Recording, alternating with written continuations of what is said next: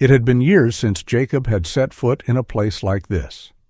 Most of his wealth was handled by a trusted team of advisors, yet today something compelled him to visit the branch personally. The cool air of the financial office greeted him, a sharp contrast to the heavy thoughts clouding his mind. He approached the desk, handing over his documents to the woman on the other side of the counter. She was young, no more than 26, with auburn hair tied neatly into a bun. Her name tag read Lila. She looked up and gave him a polite smile. "Good morning, Mr. Daniels," she said, her voice calm and professional. Jacob nodded absently, but as his gaze shifted downward, his breath caught in his throat. Around her neck hung a delicate silver pendant, a pendant he would have recognized anywhere. It was identical to the one he had given his daughter, Emma, on her 10th birthday, just days before she vanished. For a moment, the world around him seemed to fade. His heart raced as memories of his daughter flooded his mind. How was this possible? That necklace had been unique, a custom design with an engraving on the back, and yet here it was, resting against the neck of a complete stranger. "That's a beautiful necklace," Jacob said, his voice steady despite the storm brewing inside him. "Where did you get it?" Lila glanced down, her fingers lightly brushing the pendant. "Oh, this?" "It was a gift from my mother. She said it's been in our family for years." Jacob's pulse quickened. "It's lovely," he said, managing a faint smile. Inside, his mind was racing. Could this really be a coincidence? Or was there a connection, a thread linking this woman to the past he had spent years trying to piece together? As the transaction concluded, Jacob walked out of the bank, but the sight of that necklace burned in his mind. Standing on the steps outside, he looked out at the bustling streets of Portland, Maine. 20 years had passed since Emma had disappeared. 20 years of unanswered questions, sleepless nights, and relentless guilt.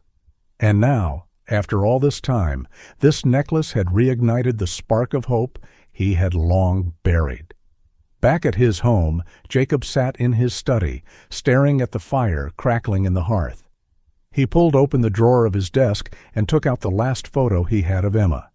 She was beaming at the camera, her blonde hair cascading over her shoulders, and around her neck was the same silver pendant. The thought that this young woman, Lila, could somehow be connected to Emma gnawed at him. Was she merely an innocent link in a much larger story, or was she the key to unlocking the mystery that had consumed his life? Determined to find out, Jacob picked up his phone and dialed a number he hadn't called in years.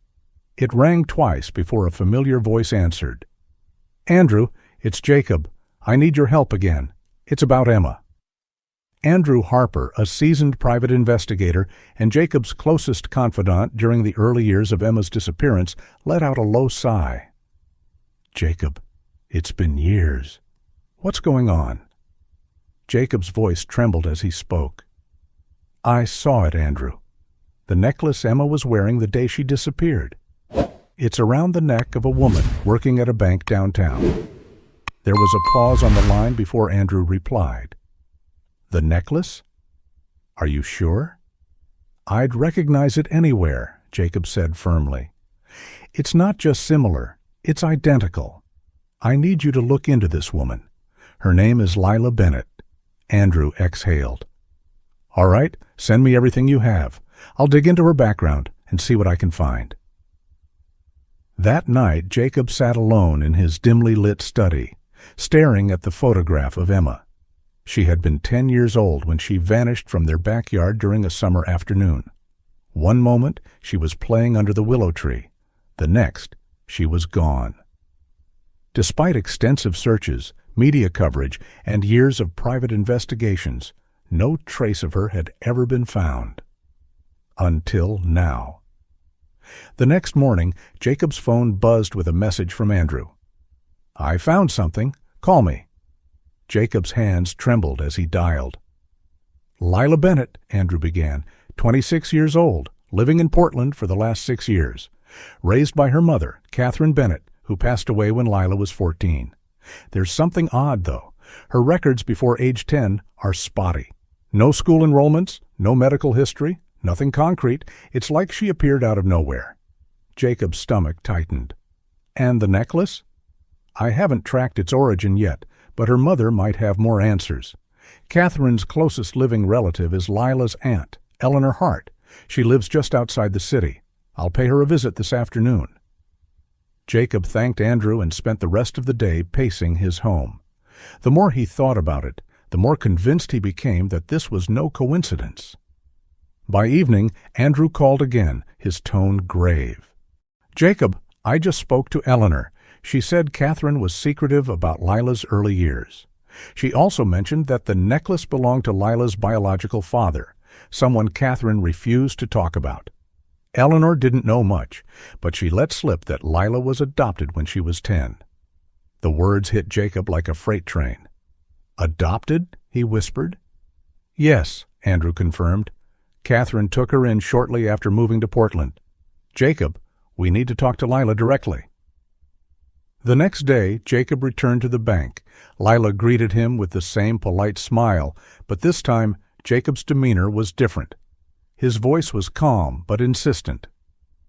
Lila, would you mind speaking with me privately? It's about something important.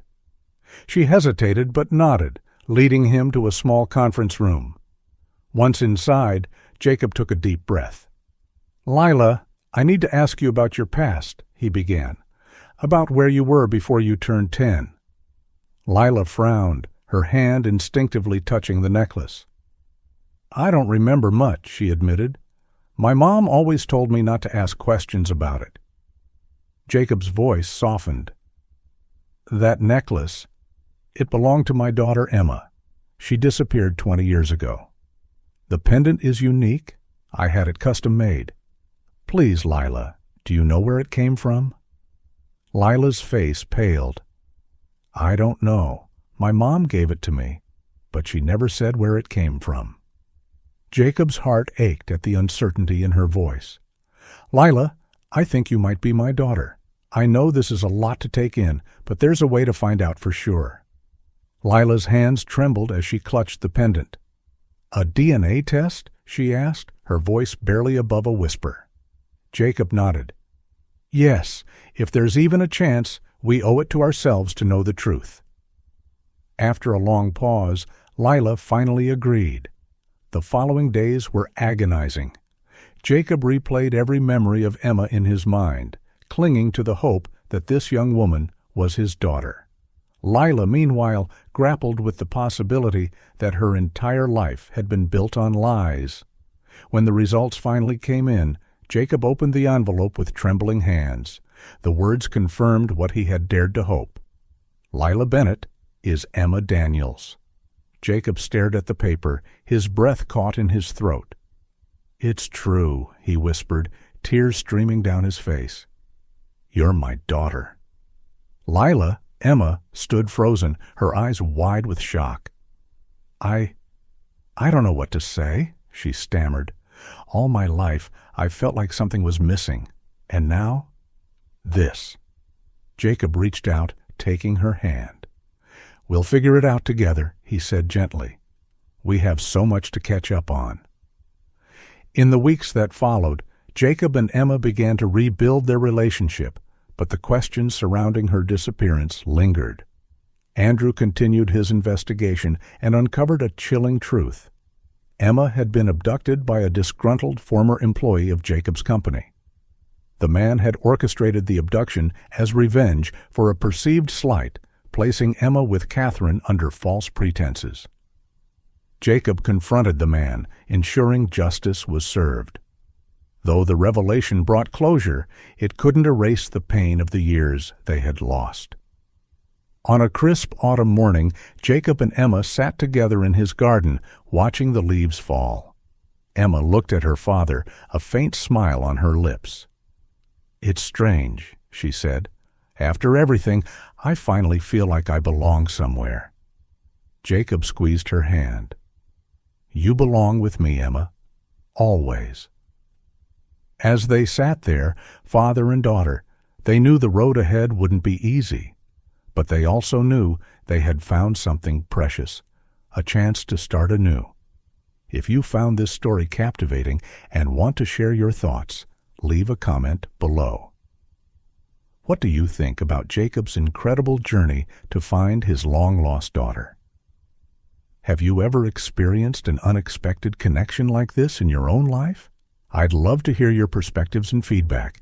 It inspires me to create more engaging stories just like this one. Don't forget to like, subscribe, and click the bell icon to stay updated with more amazing tales.